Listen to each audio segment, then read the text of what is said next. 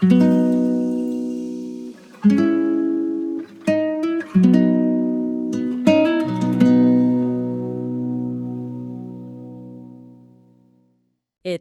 曜日の朝8時、会社のドアを開けた瞬間、あなたはまだコーヒーも飲んでいないし、パソコンすら開いていません。はい。それなのに、すれ違った同僚があなたに向かってこう言います。お疲れ様です。ああ、よくある風景ですね。これ直訳すると、あなたは疲れていますね。という意味になりますよね。英語や皆さんの母語の感覚なら、少しムッとするかもしれないです。そうですね。まだ何もしてないよって。ええ。いやいや、週末にしっかり休んだから全然疲れていないし、むしろ今から仕事を始めるところなんだけどって言いたくなりますよね。なりますね。日本語を学ぶ皆さんが最初にぶつかるとても奇妙な現象の一つだと思います。日本以外の国ならこれってちょっと失礼な指摘かもしれないですよね。でも日本の職場ではこれが最も重要で、最もパワフルなビジネスツールなんです。まさにその通りです。直訳すると相手の肉体的な疲労を指摘する言葉になってしまうので、まるで病院の待合室でお加減はいかがですかって聞かれているような違和感を覚える学習者の方非常に多いんですよ。ですよね。だからこそ今回の深掘りではその直訳の罠を抜け出して、この不思議な言葉の裏側にある日本の社会心理や文化を読み解いていきたいなと思います。とてもいいテーマですね。お疲れ様ですは単なるハローやグッドジョブの翻訳じゃなくて、日本の職場を動かしている、すごくダイナミックな仕組みそのものなんですよね。はい。言語のルールだけじゃなくて、その奥にある日本人がなぜこの言葉を必要としているのかというメカニズムを理解することが一番の近道になりますね。このお話を聞き終える頃には、明日から職場で飛び交うこの言葉が全く違う風景に見えるはずです。きっとそうなると思いますよ。ではまず根本的な疑問からぶつけさせてください。相手の努力を認めたり、ポジティブな挨拶をしたいなら、よく頑張っていますねとか、今日もいい日ですねとか、もっと明るい言葉があるじゃないですか。確かに。わざわざネガティブに聞こえる疲れという漢字を選ぶ理由がどうしてもわからないんです。なるほど。そこが日本文化の面白いところなんですよ。面白いところですか？日本の職場では、個人の素晴らしい成果とか結果だけじゃなくて、プロセス、つまり過程ですね。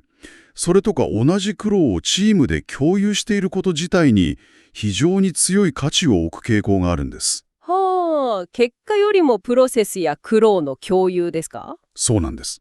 つまり、お疲れ様ですっていうのは、あなたが今、体力や気力を使ってチームのために汗を流してくれているのを私はしっかり見ていますよという連帯感のサインなんですね。連帯感のサイン。そう考えると、朝一番に言われる理由も少し分かってきました。どういうことですか？すでに疲れているねじゃなくて、今日もこれから一緒にこの職場でエネルギーを使っていきましょうっていう、なんかスポーツの試合前のハイタッチみたいな感覚なんですかね。まさに心のハイタッチです。すごくいい表現ですね。本当ですか？よかったです。単なるこんにちはというフラットな挨拶よりも、はるかに深い仲間意識を含んでいるんですよ。だからこそ、廊下ですれ違うたびに、お互いの存在とこれからの努力を承認し合うわけです。なるほど。廊下ですれ違う時のハイタッチならすごくよく理解できます。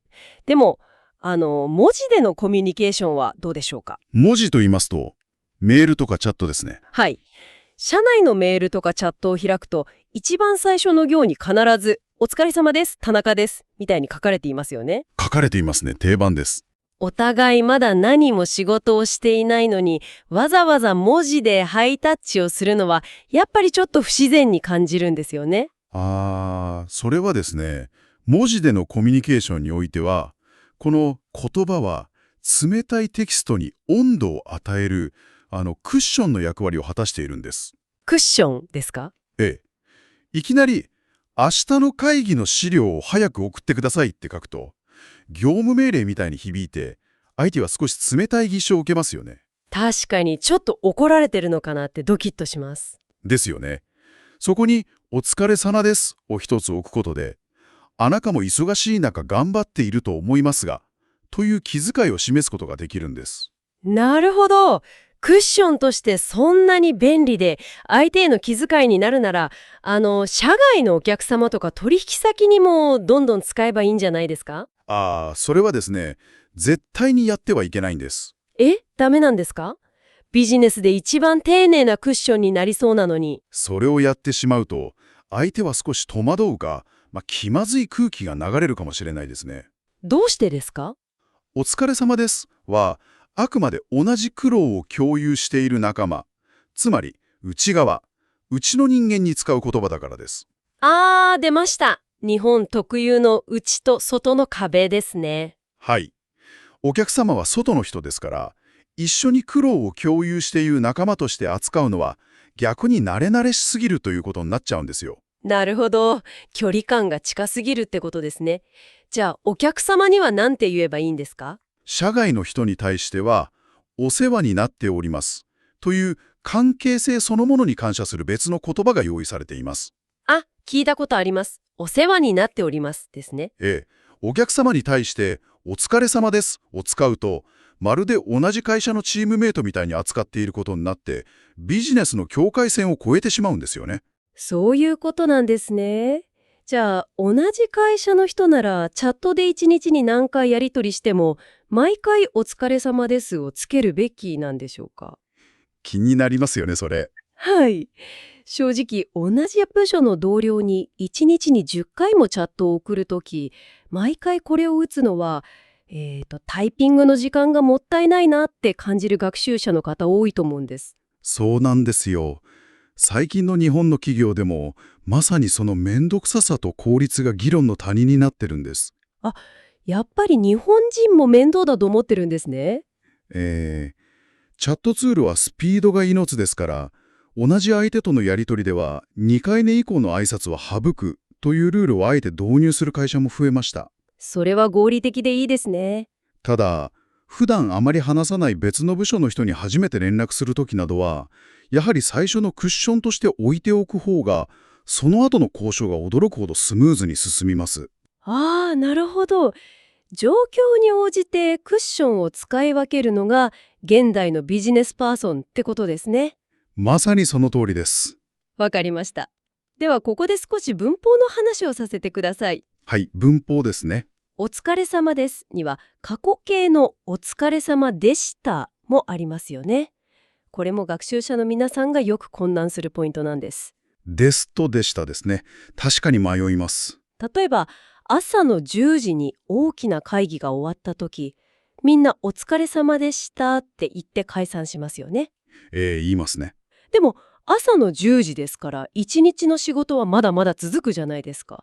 ここで過去形を使うのって矛盾していませんか？矛盾しているように見えますよね。でも、この時のでしたは、一日の仕事全体が終わったことを意味しているわけではないんです。違うんですか？じゃあ何の過去形なんですか？会議という一つのタスク、一つの共有体験が、無事に終わったという区切りに対して使われているんです。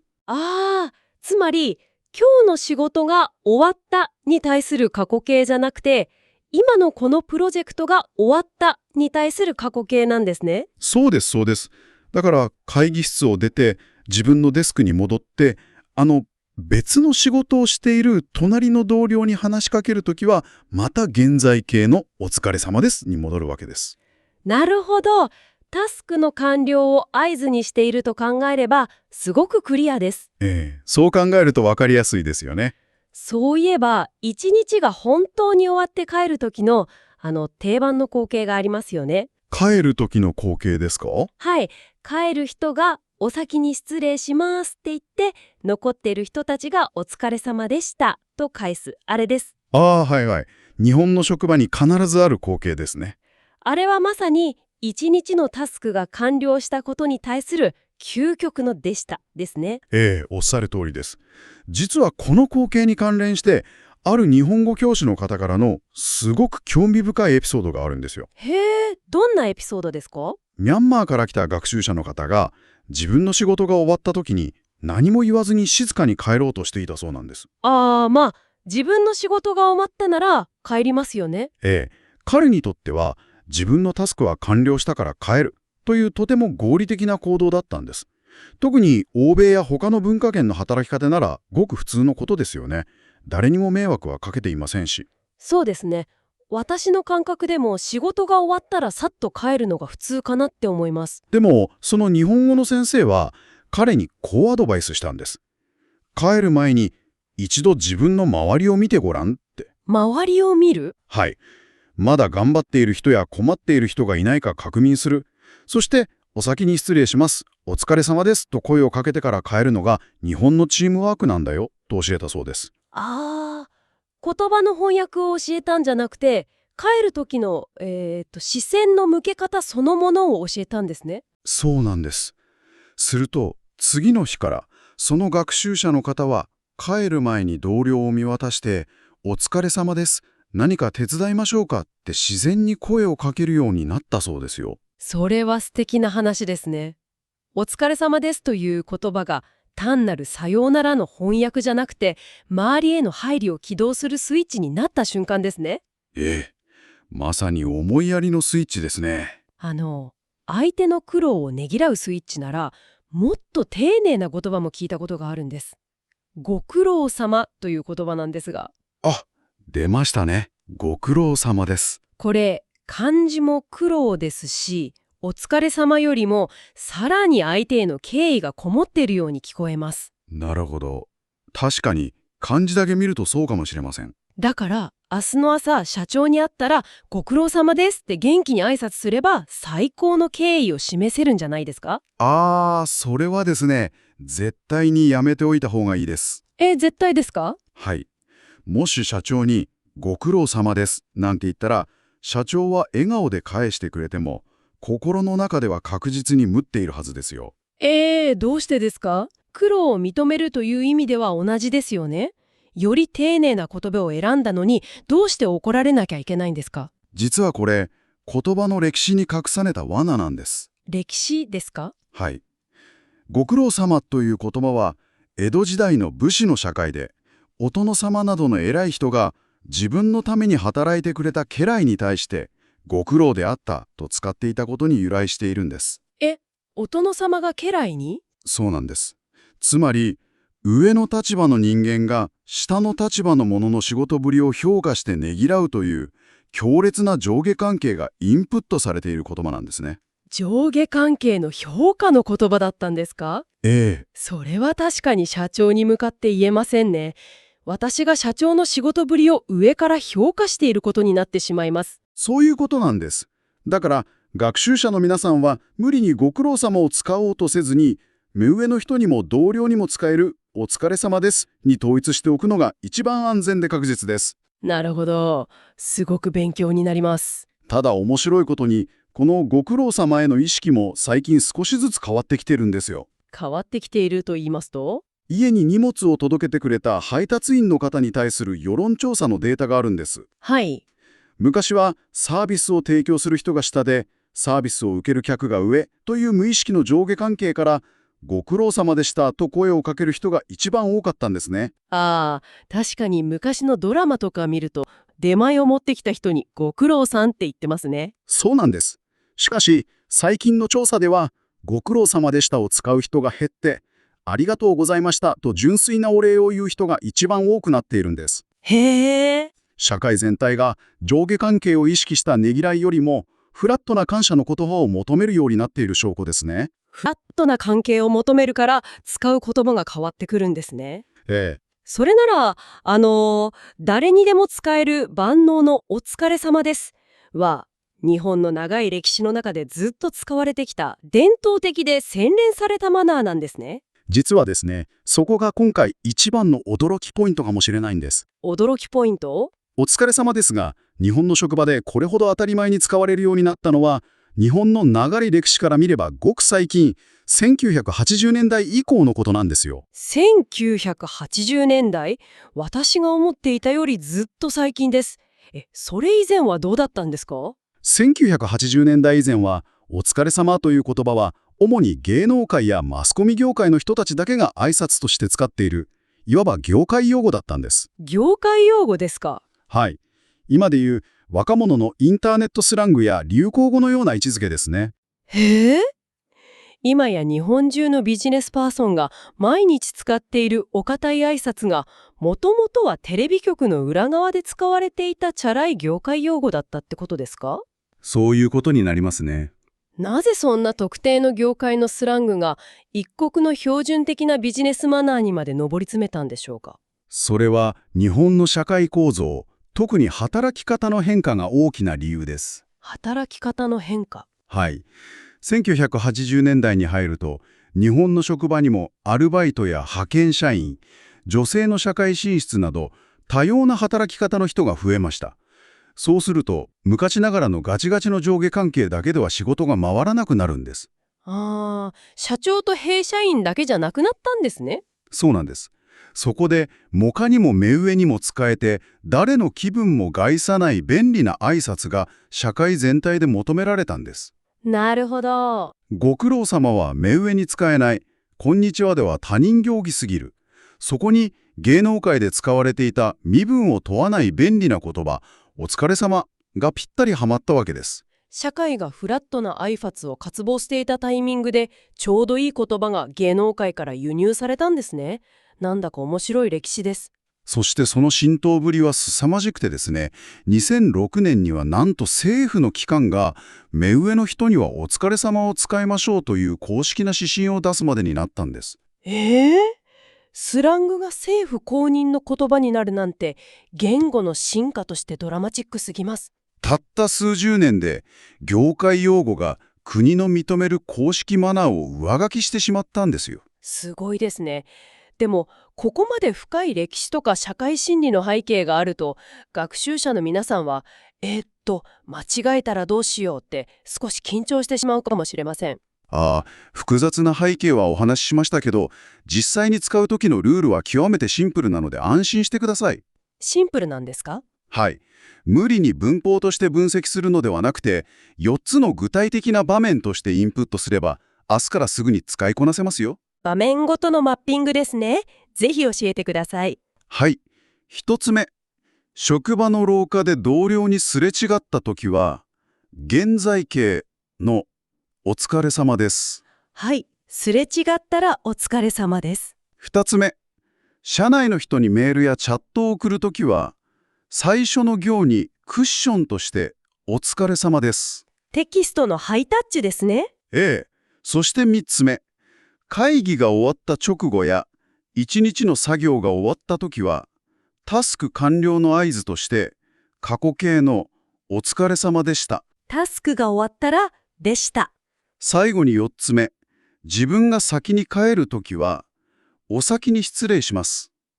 この4つの場面のルールを機械的に使うだけでも、日本の職場には驚くほど自然に溶け込めます。これならシンプルで実践的ですね。すれ違いとメールは現在形、終わったら過去形、帰るときはお先に失礼しますと。まずはこの基本の型を使ってください。そして使いながら、今日お話しした背景を少しずつ感じてみてください。はい。この言葉は、単なる日本語の語彙の一つではありません。相手の努力を認め、場の空気を柔らかくし、チームの調和を保つための見えない社会的なツールなんです。辞書でタイヤードと引くだけでは絶対に見えてこない景色ですね。私たちが学ぶべきなのは、単語の表面的な意味じゃなくて、日本の人々が職場の人間関係をどうやって円滑に保とうとしているかっていう工夫の OS そのものなんだと気づかされました。その通りです。お疲れ様ですに込められた相手へのリスペクトや苦労を共有する感覚が分かれば、日本語でのコミュニケーションはもっと深く、もっと血の通ったものになりますよ。今日のお話で、お疲れ様ですが、ただの挨拶からチームの絆をつなぐ魔法の言葉に変わりました。リスナーの皆さんいかがでしたか？皆さんの職場でも明日から少し見え方が変わるかもしれませんね。そうですね。最後に皆さんへの問いかけです。明日、あなたの職場やアルバイト先で誰かがお疲れ様ですと言っているのを聞いたら、少しだけその人の目線や声のトーンに注目してみてください。はい。それはただの習慣として機械的に発せられた言葉でしょうか？それともそこには今日も一緒に頑張っているねという目に見えないチームワークの意図が隠れているでしょうか。ぜひあなた自身でその職場の空気を感じ取ってみてください。きっと今までとは少し違う温かい景色が見えてくるはずですよ。それでは今回のお話はここまでです。これからもコージー日本語は皆さんの日本語学習を楽しく深く応援していきます。また次回お会いしましょう。お疲れ様でした。お疲れ様でした。